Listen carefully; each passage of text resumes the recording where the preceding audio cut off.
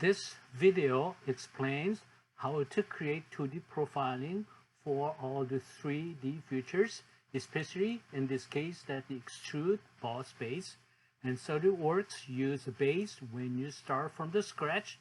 The first elements you create with some of the features and could be extruded and revolved, but we are going to extrude one element so that once you have those extruded and choose one of those plane to work on and for the 2D profile, and then you are going to create some lines and so on. Let's see. First, that again I will select the extrude boss base and choose the top plane, and then I could draw that line. And when you draw the line, you could choose some of the options right here, that is as sketched and as the horizontal, vertical with angles and so on. So in this case, I will have the horizontal. Then if you start from origin, that's just, if you use one origin as one of those features or lines or circles, and that is much easier to complete most of parts. So I'll draw this horizontal line, and then if I move your mouse to the again somewhere else, it's not going to create anything. And then that is going to be highlighted. You see that the green, that horizontal line right here, that's the point, intersection point with the origin, so that we could see some of the feature already. We have constraints that starting for the point for the line will be right here at the origin. This is horizontal line. And when I try to insert another line, in this case, I may use the same points, and as again, I want to escape is out of the sequence and draw the line, in this case as sketched, and then I draw one line here.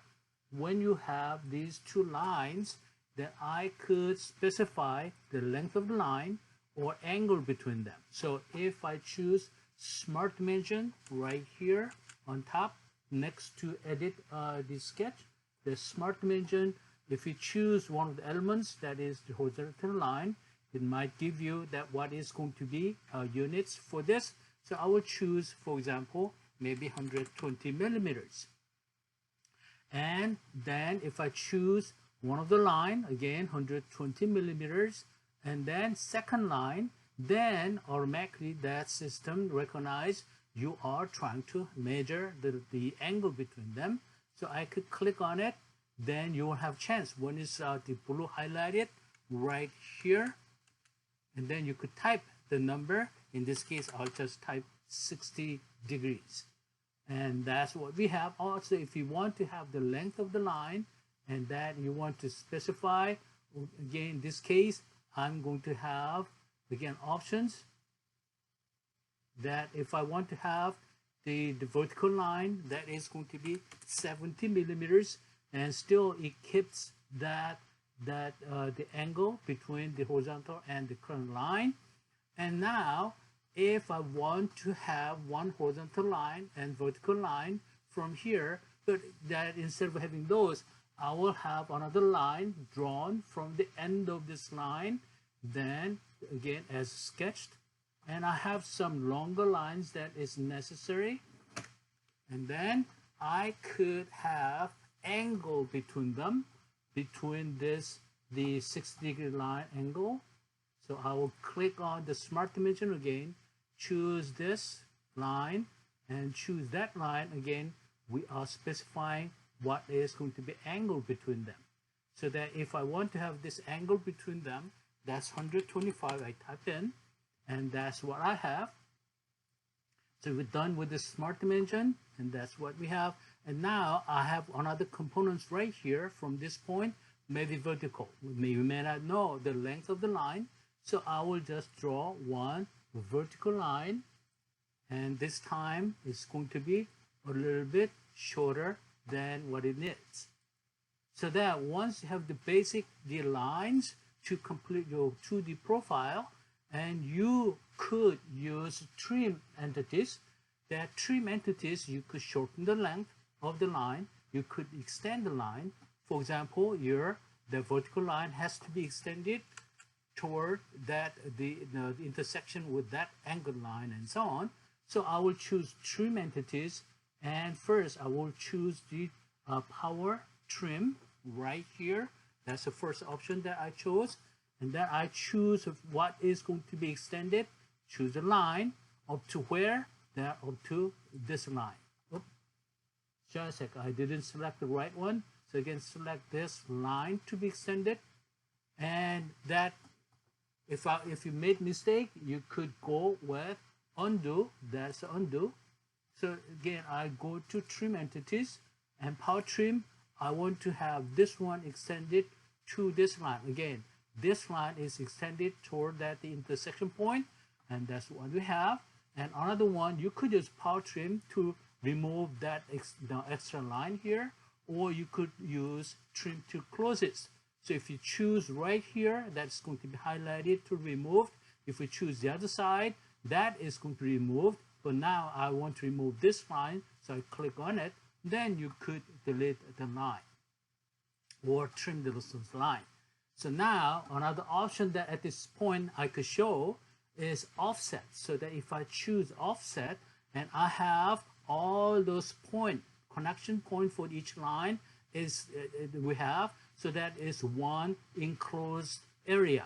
So that you know that at this moment your geometry is done, but that if I want to show the sum of the options, offset, and since everything is connected to each other, and by default it chooses that the select chain. That means everything is going to be used to be offsetted, that is parallel line. So if I choose any elements, that every line will be copied. Or if you want to have this one outside, you could have reverse, and then you will have the parallel line there and things like that. But I don't want to do actually parallel lines and right here. And then I have some questions about that area.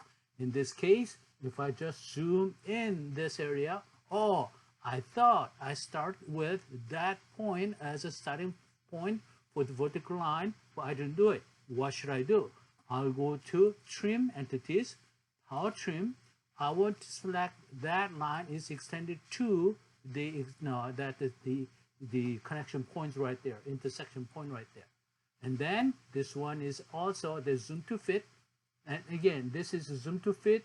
This is a zoom that you could select left top corner and right corner is going to be zooms. For example, I could zoom in that area. And also, if you want to go back to previous, and this is a previous setting, and also this is a section view, and this is again view orientations. You could choose your view orientation different way, but now I'm using top plane. That's what I have. And then also that is the available, that is display style after we extrude. So now once you have this geometry, and I could click off that I'm done with the profile, and I could choose the profile. Then now the blind, that here, that by default that's blind. I could specify what is going to be extrusion distance, and that I could type in when it's selected as a blind. I could type it as maybe 30 millimeters. So that is how I want to extrude that elements. So once I create these elements, and this is what I have, I could, by pressing the middle, that the roll bar, right, roller of the mouse, and just keep pressing it, and I could rotate the object.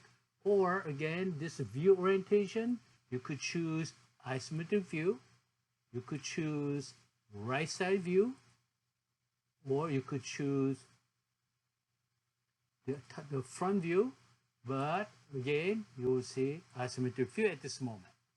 And then another option that you have is display style. If I choose the first, that all those wireframe, you see everything is about wires, so that for each corner and edges will be displayed. And second, from the bottom, that is going to be hidden line, so that if you want to see that hidden lines, that is going to be in dashed line. And then another one is hidden line removal, so that you don't see the hidden lines.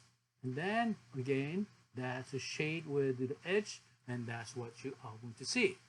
So that's how you create one of those 2D profile by using the 2D drawing. And also you could start from the sketch by clicking the sketch options and clicking sketch and so on. So this is, again, the simple 2D profile drawing and some editing with SolidWorks.